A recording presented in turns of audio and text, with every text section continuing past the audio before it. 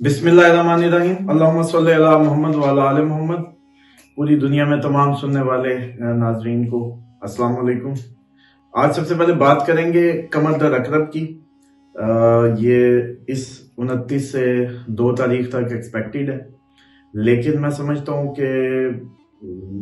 ये जो कमर दर अकरब के आप लोग एक कैलेंडर यूनिवर्सल बने होते हैं जो कई सालों के इकट्ठे, तो उसमें भी डिफरेंट घंटों का आगे पीछे का फ़र्क भी आता है। और ख़ुसूसन जब आप हम सब ये इसको कर रहे होते हैं टेली एरिया वाइज, तो उसमें भी मैं समझता हूँ कि एहतियात किया करें। कम से कम 12-12 घंटे जो है ना, पाकिस्तान इंडिया का फ़र्क है, फिर मतलब जैसे आगे कंट्री वाइज जितना जितना घंटों का चांद का फ़र्क है,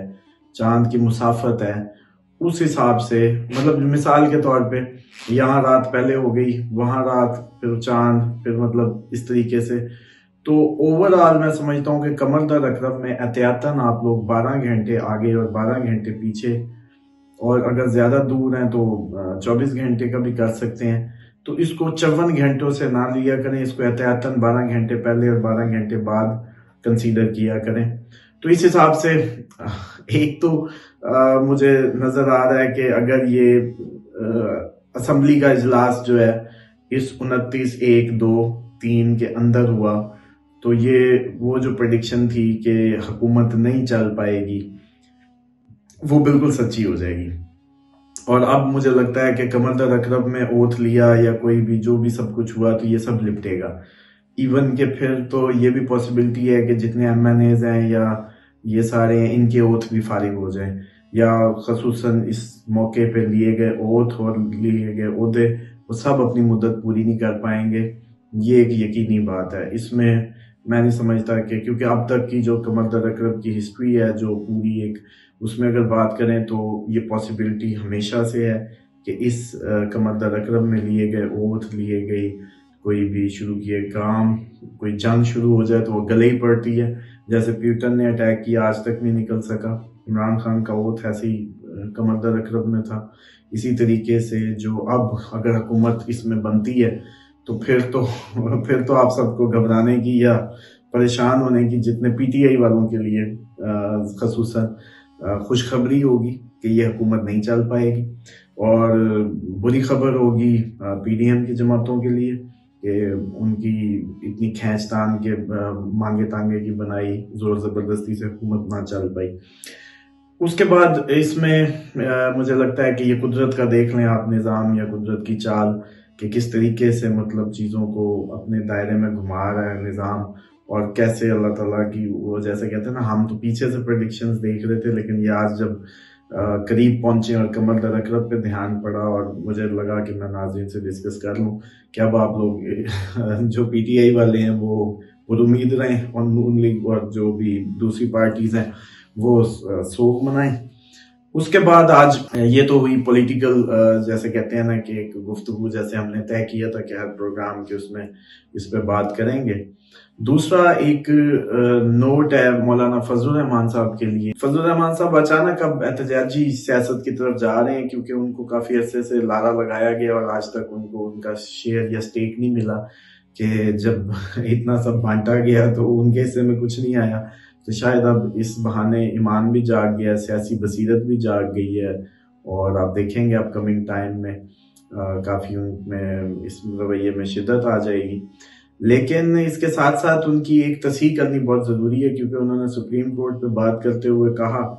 कि सुप्रीम कोर्ट जी ये जो फैसला दिया है, तो इससे तो कुरान की जो इंटरप्रिटेशन हैं वो हर कोई अपनी मर्जी से कर सकेगा, और ये एक बड़ा फितना हो जाएगा। तो उनके लिए अर्ज ये करना था कि सूरत शोरा की आयत नंबर 23 है, बल्कि आप सब नाजरीन के लिए भी मैं समझता हूँ जो पूरी दुनिया में फॉलो कर रहे हैं, इसको एक टेस्ट केस के तौर पे आप लोग सारे देखें इस आयत को और इसके तर्जमे को, और फिर देखें कि आप लोगों को ये समझ आएगी कि कुरान के तराजिम में या उनके तर्जमे करते वक्त कितने बड़े ब्लंडर्स हैं, कितनी उस तर्जुमों में जैसे कहते हैं डंडियां मारी जाती हैं, और ये जब सियासत की बात आ जाती है तो फिर इनके ईमान भी जागते हैं और इनकी आवाज़ें भी निकलती हैं। इस सूरत शोरा की ये शीन वाव रे छोटी ये वाली शोरा है, दूसरी एक शीन आइन रे अलिफ वाली है, उसकी बात नहीं हो रही। सूरत शुरा की आयत नंबर 23, इसमें अल्लाह ताला फरमाते हैं बिस्मिल्लाहिर्रहमानिर्रहीम युबश्शिरुल्लाह इबादहुल्लज़ीना आमनू व आमिलुस्सालिहात। अल्लाह बशारत देता है अपने बंदों को जो ईमान लाए और साले अमल किए। कुल ला असअलुकुम अजरन इलैहि इलल मवद्दति फिल कुर्बा। अब आप इस आयत के पहले उसको देखें कि युबश्शिरुल्लाह इबादहुल्लज़ीना, अल्लाह बशारत देता है अपने बंदों को। ये आम अरबी की जिसको भी सेंस है, थोड़ी बहुत भी सेंस है, तो वो भी समझ जाएगा कि अल्लाह खुशखबरी दे रहा है अपने बंदों को आमन व आमिलुस सालिहात। लेकिन आप यकीन करें कि आप तकी उस्मानी साहब का तर्जमा उठा के देखें और उसमें ब्रैकेट लगी देखें कि उसमें उन्होंने बशारत मोमिनों से अल्लाह मुखातिब था और उन्होंने अपनी उसमें ब्रैकेट लगा के ए काफिरों कर दिया। इतना बड़ा एक मैं समझता हूँ कि ब्लेंडर है तर्जमों में। और सेम टाइम पे आप लोग इसमें जैसे कहते हैं इस्लाम 360 सॉफ्टवेयर आजकल मोबाइल में है, तो आप इस आयत पे कम से कम मेरी गुजारिश है पूरी दुनिया में जहां भी सब सुन रहे हैं कि इस आयत की जैसे कहते हैं ना इन्वेस्टिगेशन करें, हर किसी का तर्जमा देखें, हर फिरके का, हर मुफस्सिर का। तो ये आप लोगों को एक नया बाब जैसे कहते हैं रोशनास करवाएगा कि ये इसमें अजर रिसालत मांगा गया है, अल्लाह ताला की तरफ से मांगा गया। कुल कह तू ला नहीं असअलुकुम, सवाल करता तुमसे, अजरन अजर का, इलैहि इस पर, इलल मवद्दति फिल कुर्बा मगर मेरी कराबत की मोहब्बत। तर्जमे में फिर हम ये कराबत जमा का सीगा इस्तेमाल कर देते हैं, हालांकि कुर्बा वर्ड भी वाहिद मोनस का सीगा है। ये आप लोगों के लिए हिंट है। आप इसमें डॉक्टर इसरार अहमद से लेके इब्ने कसीर से लेके मोस्टली तो यहाँ हमारे सब कॉन्टिनेंट में मेरी अंडरस्टैंडिंग ये है कि इब्ने कसीर से ही सब ने तराजिम और तफासिर कर ली हैं उसी को, क्योंकि वो एक आयत की कोई 10-20 हदीसें बयान कर देते हैं और हर स्कूल ऑफ थॉट ने अपनी मर्जी से वहां से अपनी एक तफसीर बना दी। फरहत हाशमी साहिब हों, बेशक कोई भी आपके जो भी मौलाना मौदूदी साहब की देखें, आप तकी उस्मानी साहब की देखें, तो इसी तरह मैं समझ रहा हूँ कि ये जो ब्लेंडर है ये आपके लिए एक नया आई ओपनिंग होगा। इसको आप सब पे वाजिब है जो खसूसन मुझे फॉलो करते हैं, प्यार करते हैं, कोई जैसे कहते हैं अकीदत का इजहार करते हैं, उनके लिए ये लाइफ का एक आई ओपनिंग मैं एक मूवमेंट समझ लें इसको। इस आयत की इन्वेस्टिगेशन आपकी जिंदगियों पे लाजिम है, बल्कि उन सब लोगों पे ये लाजिम है अब कि जिन लोगों को अल्लाह ताला ने जरिया बनाया शिफा का और आप दुआ काब से जिंदगियां बेहतर कर रहे हैं, मेरी रिकॉर्डिंग्स में सुन रहे हैं सुबह शाम, तो ये उन पे लाजिम है जिनको मेरी जिंदगी में आने से या किसी भी उस पे उनको कोई अच्छा फायदा हुआ है, उन सब पे लाजिम है कि इस आयत की इन्वेस्टिगेशन अब आप लोगों ने जरूर करनी है। और इसके बाद हम बात करेंगे कि हमेशा मुझे लगता है कि आज एक और जो इस्लामिक टॉपिक पे हमें बात करनी थी, ये तो फजल रहमान साहब को जवाब था कि उन लोगों ने इनकी सियासतें और इनके दीन जो है वो जब नजरिया जरूरत के तहत निकलते हैं, अमर बिल मारूफ व नही अनिल मुनकर पता नहीं कहाँ से वो जैसे कहते हैं ना, हालांकि बुनियादी शर्त थी, उम्मत मोहम्मदी की फजीलत थी, इसी वजह से हमें उम्मतों पर फजीलत दी गई कि हम अमर बिल मारूफ व नही अनिल मुनकर के दाई होंगे। लेकिन वो मुझे लगता है कि वो तो आजकल मस्जिदों में और ये सारी हमारी जिंदगी में ख़त्म ही हो गया, क्योंकि उल्मा और हमारे जो जितना भी दीन परस्त तबका है सो कॉल्ड, वो तो मुझे नहीं लग रहा कि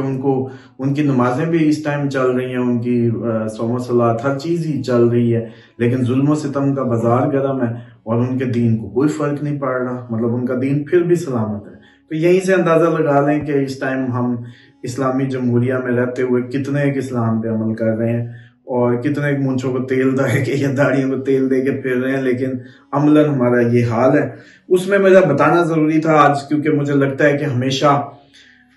बड़ी बहादुरी के किस्से आप लोगों ने असहाब रसूल के सुनते हैं, मौला अली शेर खुदा की सुनते हैं, और डिफरेंट उनकी लोगों की जो है बहादुरियों के किस्से हैं, लेकिन नबी पाक सल्लल्लाहु अलैहि वसल्लम का कभी शुजात का जो मंजर है वो नहीं खींचा गया, या नबी पाक सल्लल्लाहु अलैहि वसल्लम की शुजात की गुफ्तगू नहीं हुई। और सीरा में सारी गुफ्तगू सुनी होगी आप लोगों ने, लेकिन मेरे नबी की सल्लल्लाहु अलैहि वसल्लम की जो शुजात है उसका सीन नहीं। तो एक छोटा सा मैं एक रिवायत बयान करता हूँ, उम्मीद करता हूँ कि आप लोग इसको एंजॉय करेंगे और महसूस होंगे। हजरत अली फरमाते हैं کہ سب سے زیادہ ہم رسول اللہ صلی اللہ علیہ وسلم کے لیے غزوہ بدر میں احد میں ہم جب بھی ہوتے تھے، جنگ میں ہوتے تھے، تو ہم فکر مند ہوتے تھے. تو سب سے زیادہ ہم رسول خدا کے لیے فکر مند تھے، اور کیونکہ آپ ہم سب سے زیادہ دشمن کے قریب تر لڑتے تھے، مطلب ہم سے زیادہ دشمن کے قریب ہوتے تھے، اور ہم لوگ خطرہ کے خصوصی موقع پہ جب خطرات کو بڑھ جاتے، خصوصاً لڑائی کے جب اپنی پیک پہ ہوتی، تو ہم اس وقت نبی پاک صلی اللہ علیہ وسلم کے جو دامن میں پناہ لینے کے لیے بےتاب ہوتے. یہ کون کہہ رہا ہے؟ یہ شیر خدا کہہ رہا ہے، یہ شاہ مرداں کہہ رہا ہے، یہ وہ ہستی کہہ رہی ہے جو مردوں کا سردار ہے، بہادروں کا سردار ہے. وہ یہ کہہ رہا ہے کہ ہم پناہ لیتے نبی کے دامن میں جب لڑائی اپنی پیک پہ پہنچ جاتی. تو یہ عموماً ہم جب کبھی بات کرتے ہیں تو ان ساری چیزوں کو مجھے لگتا ہے کہ مس کر جاتے ہیں، کہ علی کا ذکر لوگ کئی کرتے ہیں، جب ان کا تعریف بیان کرتے ہیں تو لوگوں کو لگنے لگتا ہے کہ حضرت علی کی بھی شان نبی سے بڑھائی جا رہی ہے. عموماً یہ فرقوں میں آپ یہ گفتگو دیکھتے ہیں. حالانکہ میں سمجھتا ہوں کہ بھائی وہ علی کی شان زیادہ نہیں بیان کرتے، آپ نبی پاک صلی اللہ علیہ وسلم کی جو سیرہ ہے ان کی شان کم بیان کرتے ہیں. ورنہ یہ علی جو خود ایک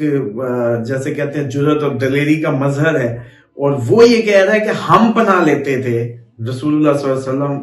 کے دامن میں جب لڑائی اپنے پیک پہ ہوتی تھی، کیونکہ وہ دشمن کے بھی زیادہ تر قریب تر وہ لڑتے تھے ہم سے زیادہ، اور ہم جب لڑائی اپنی پیک پہ پہنچتی تھی تو دامن رسول میں پناہ لیتے تھے. اسی طرح انس بن مالک سے ایک روایت ہے کہ جب مدینہ میں ایک دفعہ خوف و دہشت کا غلبہ ہوا،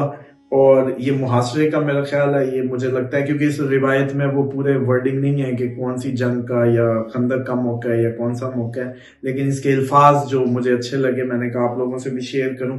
کہ جب مدینہ پہ خوف اور دہشت کا غلبہ تھا تو نبی پاک صلی اللہ علیہ وسلم نے اس وقت حضرت طلحہ کا گھوڑا پکڑا، اور وہ گھوڑے پہ سوار ہو کر باہر اتنی تیزی سے ایسے نکلے جیسے سمندر کی موج چلتی ہے، اور وہ موج جیسے کسی بھی خطرے سے پیچھے نہ ہٹے گی.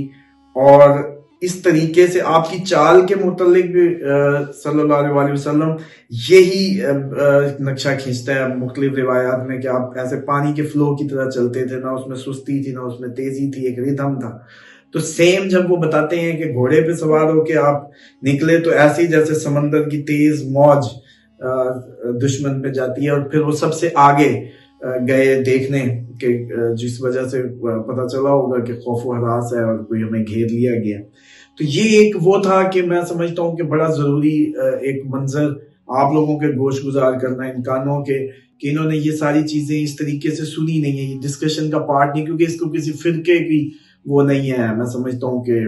فرقے کی سپورٹ یا فرقے اس طرح کی مطلب اس میں جو ہے نا آپس میں گتھم گتھا کیسے ہو. تو مجھے لگتا ہے کہ ہمیں آئندہ انشاءاللہ ہم اس کی بھی کوشش کریں گے کہ سیرہ کے ان پہلوؤں کو بھی اجاگر کیا جائے جن سے آپ کے اندر ایک دلیری یا جرأت کا ایک کرشمہ پیدا ہو.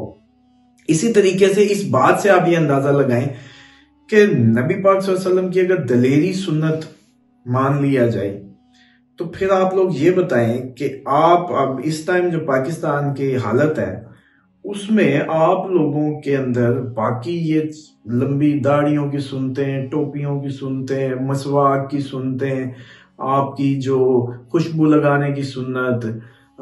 پتہ نہیں جو جو آپ کے ذہن میں ہے، ٹخنے جی کسی کو پتہ چل گیا اوپر کرنے کی سنت، یہ ساری درگاہی قسم کی سنتیں آپ کی پوری ہیں، لیکن آپ لوگوں کی دلیری کہاں چلی گئی ہے؟ یہ آپ لوگوں کو سنت میں کیوں نہیں یاد آیا کہ دلیری؟ اور دلیری کی میں بات کروں تو پھر جو سب سے زیادہ توکل کی رٹ لگاتے ہیں، میں سمجھتا ہوں کہ ابھی بھی آپ لوگوں میں عام گفتگو کریں، عموماً جب کبھی ہم سے کوئی کرتے ہیں اسٹرالوجیکل کیلکولیشنز کے لیے تو وہ بھی یہی کہہ رہے ہوتے ہیں کہ ویسے تو جی ہمارا توکل ہے خدا پہ، لیکن چلیں ہمیں لگا کہ ہم آپ سے بات کریں. تو بھائی بات یہ ہے کہ توکل کی سب سے بڑی دلیری ہے وہ اپنے خدا پہ وہ بھروسہ ہے کہ جو نہ ٹوٹنے والا ہو. اور اگر وہ آپ منہ سے کہتے ہیں کہ آپ توکل جی ہمارا بڑا توکل ہے، تو وہ پاکستان میں نظر کیوں نہیں آ رہا؟ زبانیں کیوں گونگ ہیں؟ منہ کیوں بند ہے؟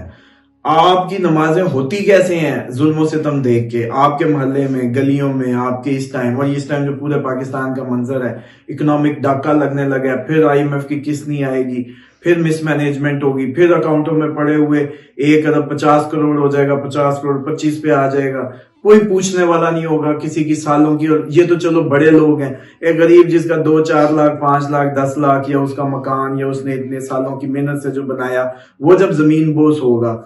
تو پھر اتنے بڑے ڈاکے پہ کبھی کسی کے ذہن میں آیا کہ کوئی بات کرے؟ تو یہ کس چیز کا اسلام میری سمجھ سے باہر ہے کہ اگر آپ لوگوں کو واقعی خدا پہ بھروسہ ہے تو پھر یہ آپ لوگوں کی اتنی بیزاری اور اتنی حالت، اتنی مطلب جو اپنی میں تو مطلب حیران ہوتا ہوں کہ آپ لوگوں کے ایٹیچیوڈ. اور مجھے لگتا ہے کہ آپ ہم سب شاید خدا کو چکر دینے کے چکر میں ہیں اور کچھ نہیں ہے. اور یہ جو بات ہے اس میں امر بالمعروف و نہی عن المنکر یا توکل خدا. اور اب تو مجھے کئی دفعہ لوگ پوچھتے ہیں کہ